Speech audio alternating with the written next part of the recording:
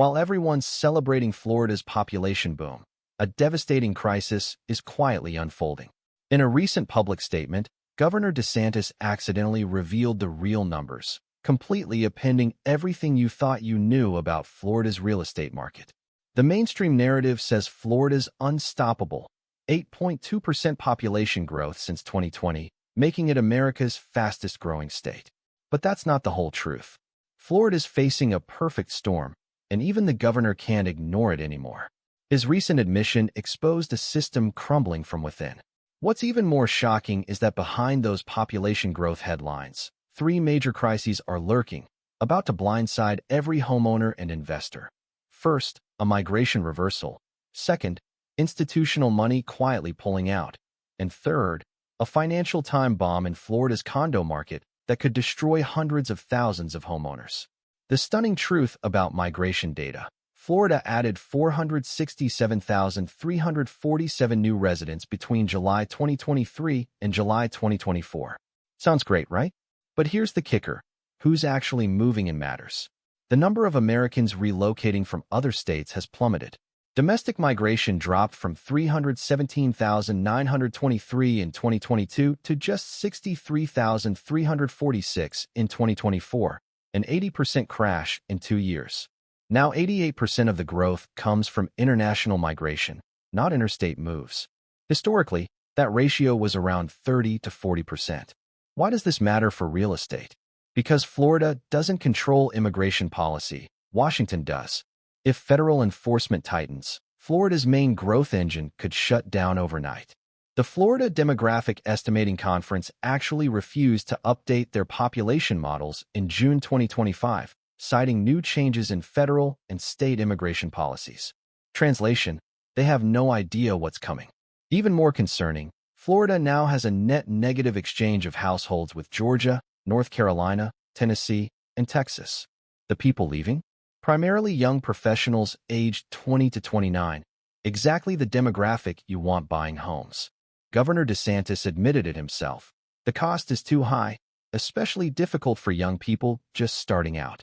He even confessed that if he were starting over today, I don't think we could afford an average 1,800 square foot house.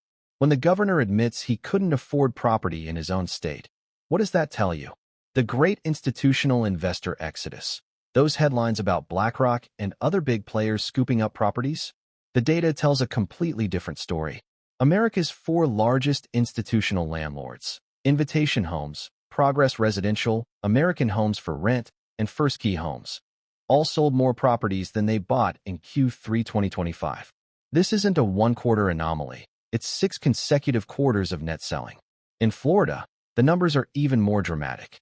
Q1 2025 investor purchases dropped year over year. Miami down 19%, Orlando down 13%, Fort Lauderdale down 12%, West Palm Beach down 8%, Jacksonville down 8%. Only Tampa held on with 4% positive growth. Condo investor purchases hit a 10-year low. Orlando down 30%, Tampa down 26%, Miami down 23%. What does it mean when institutions with the best data, cheapest capital, and professional analyst teams are all heading for the exits? DeSantis questioned in 2025, is BlackRock buying up these communities? Ironically, while he worried about institutional buyers, they were actually leaving. The problem is the legacy they left behind. 30% of Miami home purchases are all cash deals. 21% of Jacksonville's single-family rentals are institutionally owned, and West Palm Beach leads the nation with a 49.6% all-cash transaction rate. If you're a regular buyer, you're competing against cash in nearly half of all deals.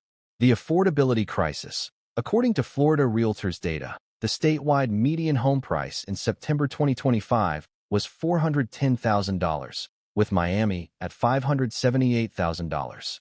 Prices actually dropped slightly, down 1.2% statewide, down 2.4% in Miami.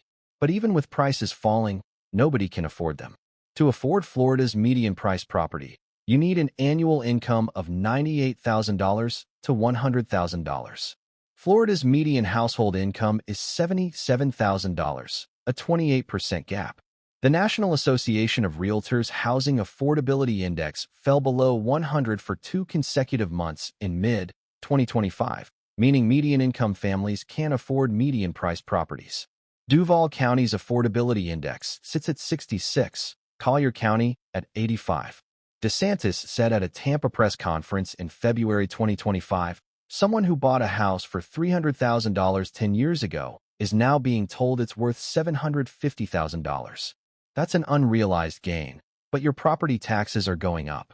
He acknowledged the serious disconnect between median home prices and median household incomes. Current mortgage rates sit at 6.09% to 6.23%, the lowest in a year, but still more than double the 2021 rates. Monthly payments on the same house price have increased 35% compared to 2021 levels. The unexpected turn in the insurance market. Florida homeowner insurance costs averaged $2,625 to $3,235 annually, 24% higher than the national average. Monroe County hits $7,162 a year, with some coastal properties exceeding $10,000. But after years of 40% increases, the market's actually stabilizing. Florida saw just 1% growth in 2024, the lowest in the nation, while 33 states suffered double-digit increases. Some island policies actually dropped 25% in 2025. Why? DeSantis took action. Between 2019 and 2023, the government eliminated one-way attorney fees, restricted assignment of benefits abuse, and created a $2 billion reinsurance program. Lawsuits dropped from $6,000 per month to $3,000, and frivolous claims fell 25% in the first half of 2025. 11 new insurance companies entered Florida in 2025, bringing over $297 million in fresh capital. Citizens, the state-backed insurer, dropped from 1.4 million policies in 2023 to 770,000 in August 2025, a 45% reduction. While insurance remains expensive, it's no longer deteriorating at the same pace, a positive development many are overlooking. The condo market's financial bomb. After the Surfside collapse killed 98 people, Florida passed Senate Bill 4D, requiring milestone structural inspections and reserve studies for buildings 3 stories or taller, with mandatory full reserves by December 31, 2024. This triggered financial catastrophe. Nearly 900,000 condo units fall under these requirements, with 1.1 million units over 30 years old. Tampa condo HOA fees jumped 17.2% year-over-year, Orlando 16.7%, Fort Lauderdale 16.2%, while the national median rose just 6%. Miami's monthly HOA fees now average $835, the highest in the nation. Special assessments are crushing. Winter Park Woods condos saw monthly fees skyrocket to $3,371. South Florida residents hit with over $10,000 in assessments in a single year, with reports of individual units facing $100,000 assessments. DeSantis said in September 2024, "We have problems with our condo market. You're putting people in danger of losing their homes." He pushed emergency legislation in June 2025, allowing associations to pause reserve contributions for up to 2 years after completing inspections and starting repairs. But the damage is done. Jacksonville condo prices dropped 6.6% year-over-year, Tampa down 4.9%, Fort Lauderdale down 4.2%. The statewide condo median price fell to $295,000 in Q3 2025, down 6.1%. The market supply-demand shift. Florida hit 127,109 active listings in Q3 2025, up 24.5% year-over-year. The state now has more inventory than any other state, accounting for 15% of national listings, while Florida's population is only 6.5%. Single-family homes show 5.1 months of supply, condos 9.1 months.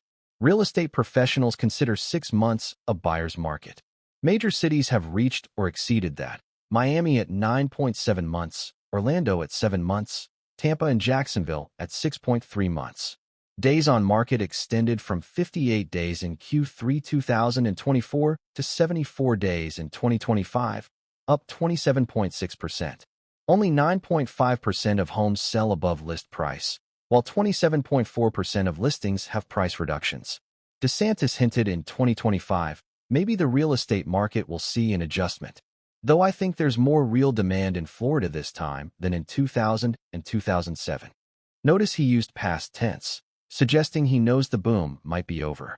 Advice for buyers and investors. If you're considering buying in Florida, you now have negotiating power unseen in 3 years. Inventory's up, days on market extended, homes averaging 3.8% below asking price. But financing remains tough. You need $98,000 in income to afford that $410,000 house. For investors, let's be blunt. If the biggest, smartest institutional investors are selling, you better have a damn good reason to buy. Cash flow calculations must factor in insurance costs 24% above national average, HOA fees rising 15% plus annually, and potential special assessments on older buildings. If you already own Florida property, don't panic sell. The fundamentals are adjusting, not collapsing. DeSantis proposed $1,000 rebate checks in December 2025 in a ballot initiative to eliminate property taxes on primary residences. But here's the bottom line. The days of buying anything in Florida and watching it appreciate are over. Success in the next phase requires choosing specific markets, specific properties, and strategies based on actual data, not momentum. Acknowledging problems is the first step to solving them, but it's not the solution itself. DeSantis has admitted structural issues exist, and his team has committed $1.1 billion in housing funds, pushed insurance reforms, and condo relief legislation. But that 28% gap between income and home prices won't vanish overnight. International migration accounting for 88% of growth could slow dramatically with policy changes, and institutional investor exodus signals professional money sees better opportunities elsewhere. Florida real estate isn't doomed, but the market has fundamentally shifted. The demographic dividend driving growth is stalling. Young professionals are heading to Georgia, Tennessee, and Texas where they can actually afford homes. The governor himself admits he couldn't afford to start over. When the man running the state says the numbers don't work for average people, that's not a minor issue. For those with money to invest or looking to buy, this is actually a better environment than we've seen in years. You've got inventory, negotiating power, and sellers getting increasingly realistic about pricing. But you've got to do your homework, because the days when everything went up are gone. The next phase of Florida real estate will separate smart money from dumb money. Make sure you're on the right side.